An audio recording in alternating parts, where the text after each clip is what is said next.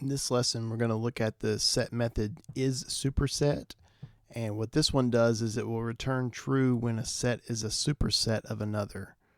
And a superset is a set that contains all the elements of another set and possibly more. So let's get into an example here. So if set 1 equals, we'll have Alice and Bob, Charlie,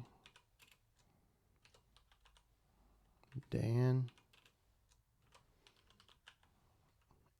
Erica,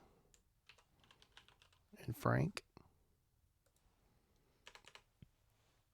And then we'll say set 2 equals just these three.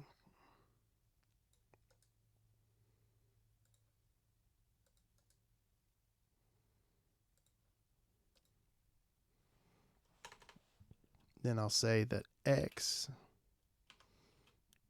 equals set 1 dot is superset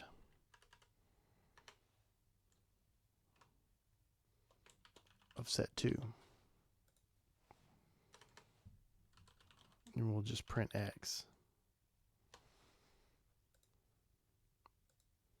And you'll see that we get true. And what this is saying that set 1 contains the entire contents of set 2, and it has more as well.